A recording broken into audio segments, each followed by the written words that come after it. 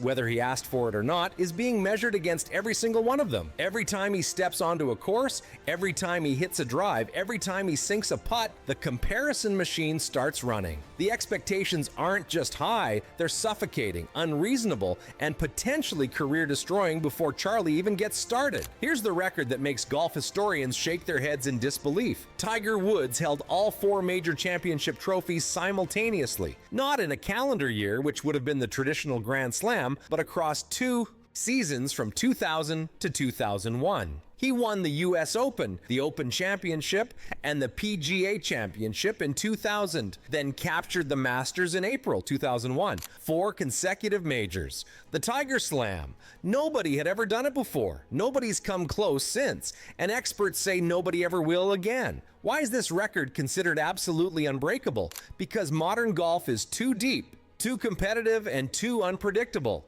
In Tiger's era, he was so dominant that he could realistically enter every major as the favorite. Today, there are 15 to 20 players who could legitimately win any given major championship. The margin between 1st and 15th has shrunk dramatically. Course setups have become more randomized and less favorable to dominant ball strikers. And the mental pressure of trying to hold 4 major trophies at once would be absolutely crushing in the social media era where every shot is analyzed and every mistake is memed into oblivion. For Charlie Woods to break this record, he wouldn't just need to be great. He'd need to be better than his father at his absolute peak, which might be the single most unrealistic expectation ever placed on a teenager in sports history. But that's not even the most terrifying record on the list. The one that truly haunts anyone who understands golf statistics is Tiger's win percentage. Between 1999 and 2009, Tiger won nearly 30% of the tournaments he entered. Think about that for a second.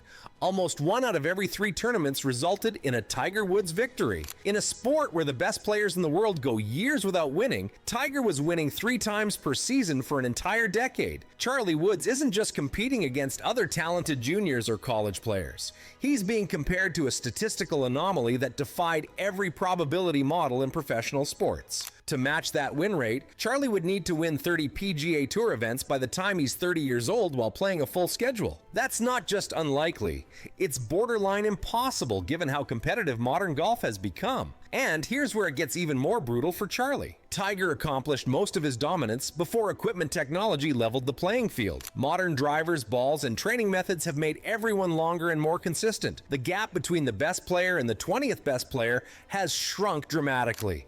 Tiger had physical and technical advantages that simply don't exist anymore in the same way. Charlie would have to be so much better than everyone else just to replicate what his father did in an easier competitive environment. Then there's the record that golf fans debate endlessly. Tiger's streak of 142 consecutive cuts made on the PGA Tour from 1998 to 2005. 142 straight tournaments where Tiger not only showed up, but played well enough to make the weekend. That's 7 years of never missing a cut, never having an off week bad enough to go, home early, never struggling so badly that he couldn't compete. The mental toughness required to maintain that streak is almost incomprehensible. Bad weather, difficult course setups, injuries, personal issues, none of it mattered. Tiger showed up and performed at a minimum viable level every single time for 7 straight years. In modern golf, where players manage their schedules carefully and skip events to peak for majors, the idea of even attempting this kind of consistency seems absurd. Charlie Woods is already facing pressure that would break most teenagers. Imagine adding the weight of a cut streak to that burden. 1 bad week, 1 missed cut, and the streak is over. The comparison to his father's record would be immediate and brutal. Tiger made 142 straight cuts. Charlie missed 1 in his 3rd event. That's the kind of narrative that could follow him forever. But here's the record that might be the most psychologically damaging of all. Tiger Woods spent 683 weeks as the world's #1 ranked player. That's more than 13 years cumulatively at the absolute peak of the sport. He was #1 for so long that it became almost boring, expected, the natural order of golf. For Charlie to break that record, he'd need to reach #1 quickly and then hold that position for over a decade while fighting off challenges from Scottie Scheffler, Rory McIlroy, and an entire generation of elite international players.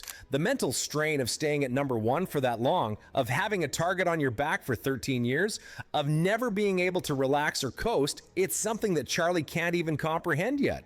But here's what makes Charlie's situation even more complicated and tragic. He can't just be good. He can't even just be great. To avoid being labeled a disappointment, Charlie Woods needs to be historically dominant in a way that almost no athlete in any sport has ever achieved. Because anything less than matching his father's records will be framed as failure, regardless of how objectively successful his career might be. Think about that pressure for a second. Most professional golfers would consider a career with 5 PGA Tour wins to be successful and fulfilling. But if Charlie Woods retires with 5 wins, he'll be remembered as the son who couldn't live up to his father's legacy, the player who disappointed, the talent who never reached his potential. That's not fair, but it's the reality of carrying the Woods name.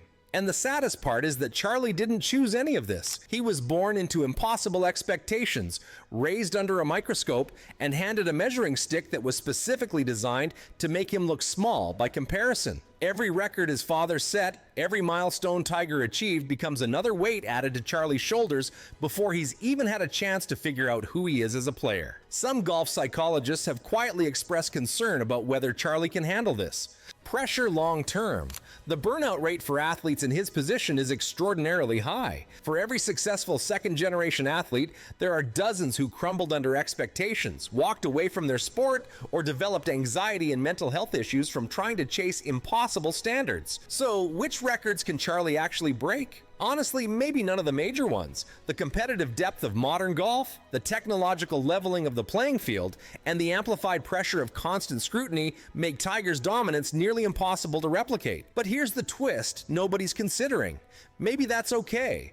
Maybe Charlie's legacy doesn't need to be defined by his father's records. Maybe the bravest thing he could do is forge his own path, set his own standards, and measure success by his own metrics rather than trying to climb a mountain that was never meant to be climbed twice. But the golf world isn't ready for that conversation yet. Sponsors want the Tiger comparison because it sells.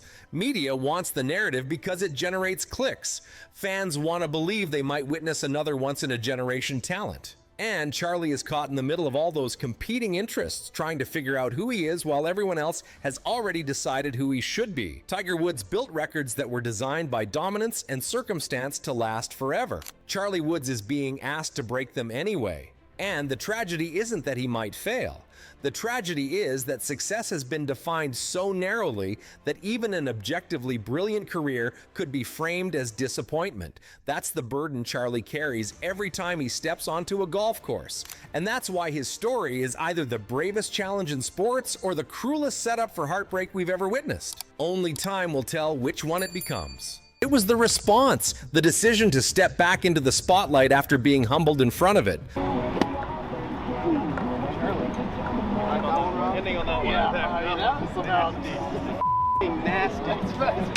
That moment, quiet and largely unnoticed by casual fans, may end up defining Charlie Woods far more than any trophy ever could. The anticipation surrounding the 76th U.S. Junior Amateur Championship at Trinity Forest Golf Club in Dallas was unlike anything junior golf had seen in years. This wasn't just another stop on the elite junior calendar.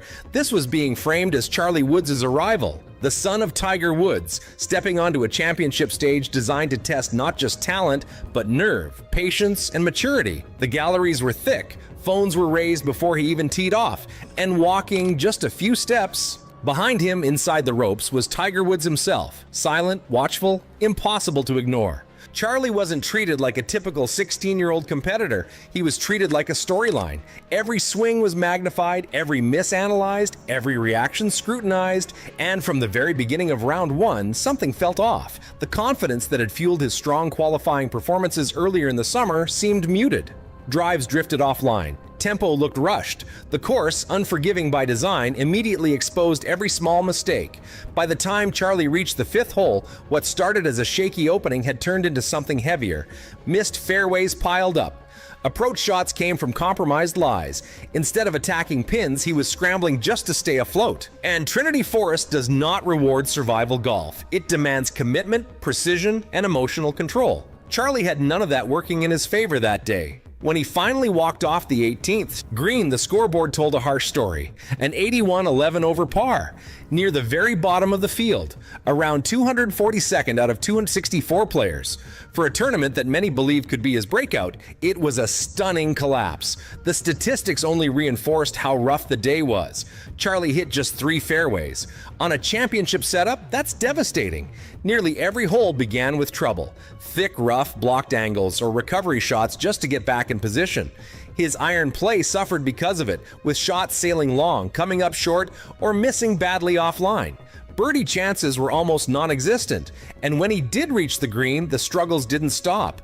Charlie averaged 35 putts, a number that instantly kills momentum. Short putts slid past the hole. Lag putts finished uncomfortably far away.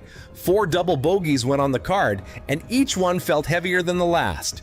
His body language changed. The confident walk fans had seen in earlier events faded into a slow, deliberate trudge. But the most striking part of the round wasn't the score or the stats. It was the silence behind him.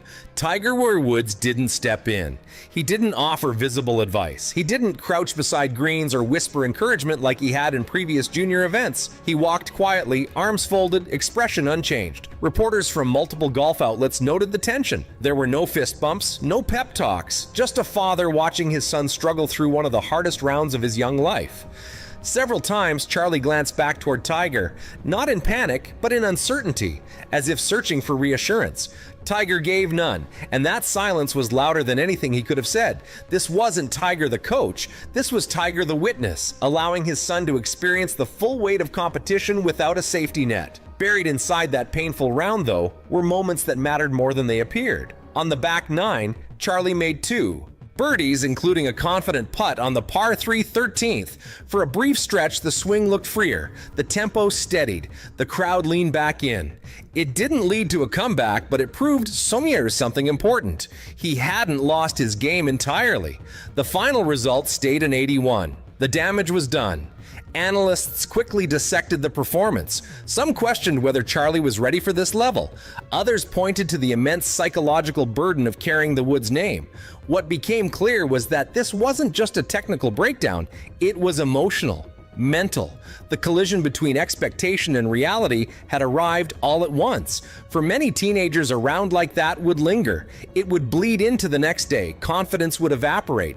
The temptation to mentally check out would be overwhelming. Charlie Woods didn't do that. When he returned for round 2, he looked different. Not flawless, not dominant, but composed. He found more fairways. His approach shots had better shape and intent. The reckless mistakes disappeared. Most importantly, the emotional spiral was gone. He played golf instead of fighting it. Charlie shot a 74, 3 over par, no double bogeys, no collapse, just steady, controlled golf. In isolation, it wasn't spectacular, but in context, it was extraordinary. After one of the most public struggles of his young career, under the brightest spotlight he'd ever faced, he responded with maturity. It wasn't enough to save his tournament. The cut line for match play sat at +2. Charlie finished at +14, missing it by 12 shots. The week was over. NBC Sports labeled it one of the most high-profile exits of the championship, not because Charlie was expected to win, but because so many believed he was ready to contend. But something shifted in that second round. Tiger Woods did